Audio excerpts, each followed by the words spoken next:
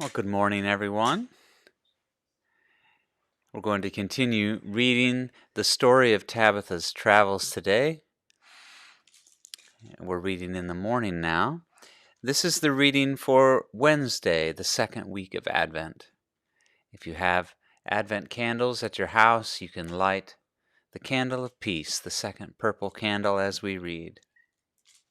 We left off Tabitha as she was leaving Qumran and Bartholomew and heading to Jericho to find out more about Jotham, who we have heard has been seen.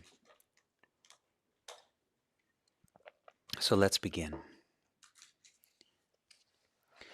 At first, Tabitha's walking had seemed like an adventure. It was fun to think of Jehovah walking by her side, protecting her from thieves and rascals. But then weariness began to set in, and in her mind all she could think of was her father. Jerusalem seemed so far away. How would she ever get there? And how would she get the parchment he needed to prove his citizenship? Thoughts such as these were only interrupted by the occasional traveler on the road. As she had planned with Bartholomew, every time she saw someone approaching, she hid behind a eucalyptus tree or a large rock or in the bed of a dried-up wadi. The last such traveler she had seen was a man riding a horse at terrifying speed, headed toward Qumran. The man was wearing the same tunics as the monk there, and had a look of terrible fright on his face. Tabitha wondered if he carried some awful message to Qumran, but decided she would never know the answer to that question. Since then, Tabitha's walking had become very boring. It was no longer an adventure, but simply a matter of putting one foot in front of the other. Then she heard the hooves of horses approaching from the direction of Jericho, and once again scrambled to the side of the road.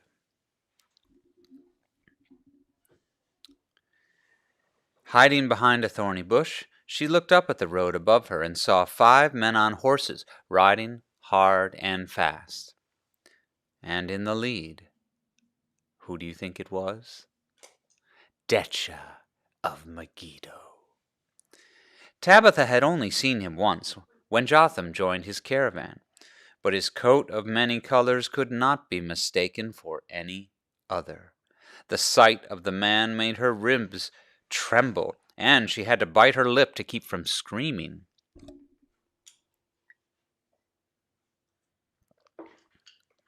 Uh-oh. But Detcha and his men were riding fast and could not see the girl behind the thorn bush. A moment later, they had passed by in a cloud of dust. It took Tabitha several minutes to make herself come out of hiding. Seeing Detcha had scared her so that sitting behind a thorn bush for the rest of all time seemed like a good idea.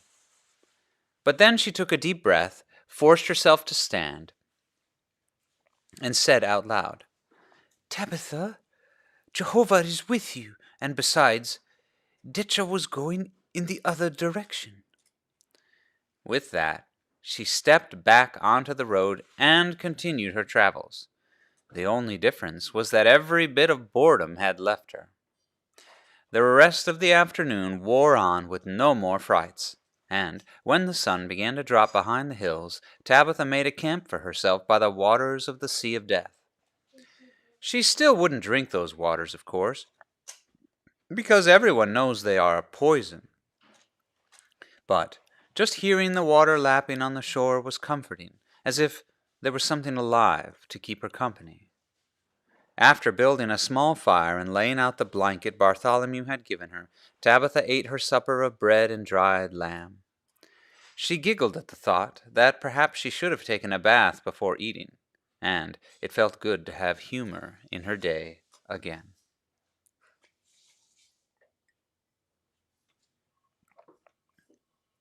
A short while later, just as her eyelids were getting heavy and sleep was approaching on the breeze, she heard footsteps. "Horses! Horses approaching!" In a flash, Tabitha scrambled away from the fire and out into the darkness of the night. Finding another empty wadi in the dark, she slid down its banks until she could just see over the top of it and looked toward her camp. And there, by her fire, stood Decha of Megiddo. Tabitha shivered, partly because it had turned bitterly cold by now, but partly at the sight of the thief. Decha was surrounded by the other 4 men on horses. He kicked at Tabitha's blanket, ran his toe around the edge of the fire.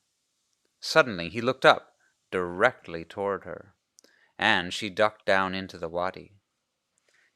"He could not have seen me," she thought, "but maybe he heard me." Tabitha forced herself to slow her breathing and to not wiggle so much as a toe, lest she dislodge a pebble or snap a twig. For many long breaths she heard nothing, but then there was laughter, cruel laughter, such as one might hear from an insane man. She raised her head up slowly and peeked over the top of the wadi once more. Decha and his men were seated around the fire, with Decha seated on the blanket given to her by Bartholomew. Tabitha slid back down the wall of the wadi and laid her head against the dirt. "Why is this happening?" she asked silently. "Isn't Jehovah here to take care of me? Doesn't he care?" Such thoughts ran through Tabitha's mind several times. Then she caught herself and decided that whining, even silently, it wasn't going to help. She needed a plan. First, she considered just leaving for Jericho and finding her way in the dark. She had done it the night before, so she could probably do it again. But then she realized that she hadn't slept all day, and, in fact, hadn't been asleep since her father was arrested. Suddenly, Tabitha's eyelids became very heavy, and she felt as though she were about to fall into a deep canyon. Tabitha shook her head. "I must stay awake," she thought, "at least until I'm someplace safe." But where could that be? Without her blanket, she would die of the cold if she fell asleep.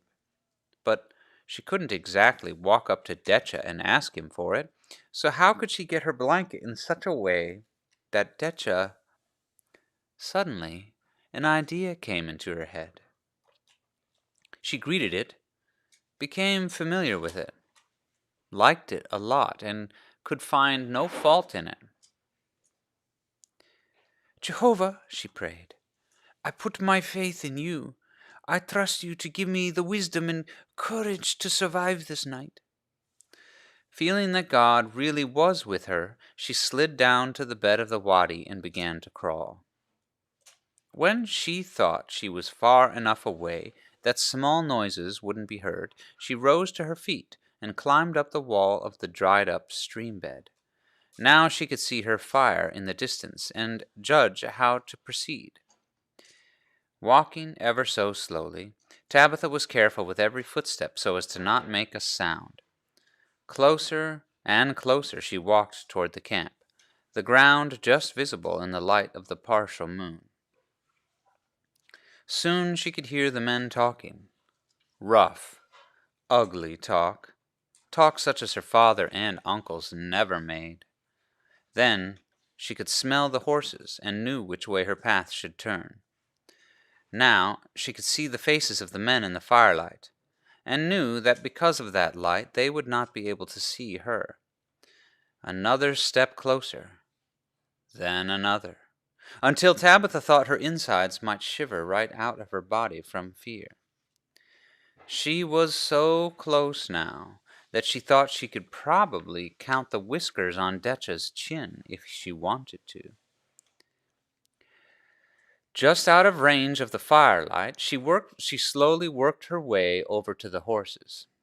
Moving up between 2 of the animals, she patted them on the sides so as to not spook them. The horses were all tied to the same eucalyptus tree and had eaten off its lowest branches.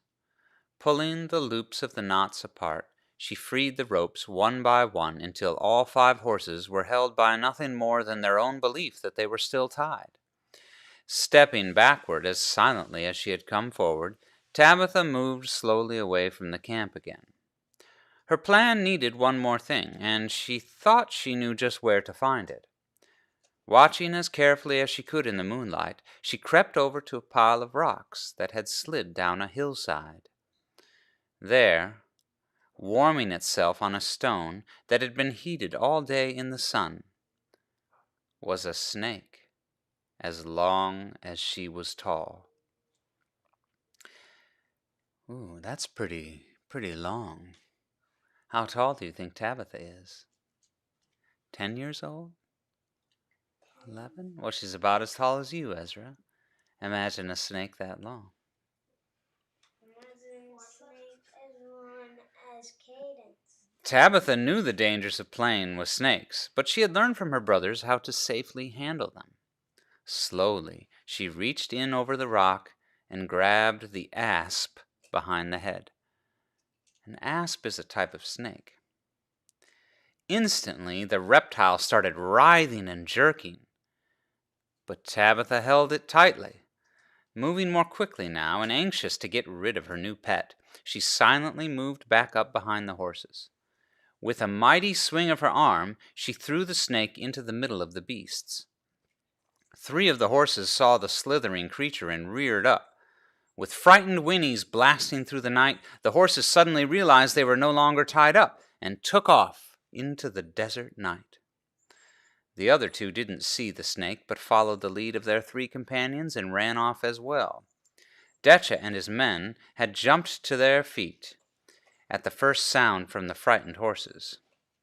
They looked to where the horses had been securely tied a moment before, and the cold fingers of fear tickled Tabitha's spine when Detcha stared her straight in the eye.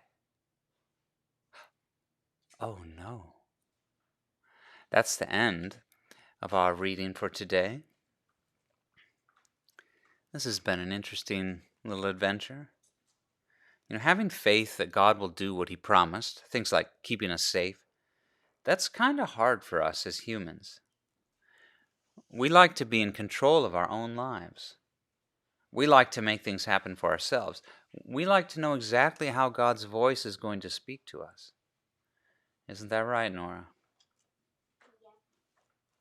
We like to make things happen for ourselves in the way that we expect it to happen. But when times are really tough and it seems impossible to escape, having practiced our faith beforehand makes it easier to believe.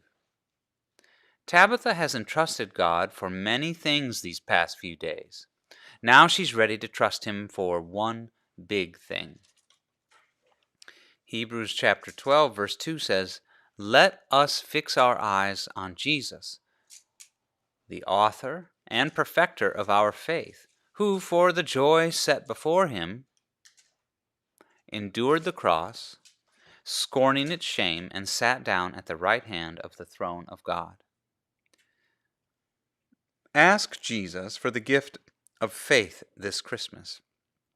Not only faith that He will take care of you, but faith that He truly has made a place for you in heaven as well. And today, as we face another day of the pandemic, another day home from school, maybe home from work, the very act of putting faith in God for today is an act of faith that is practiced for harder days to come.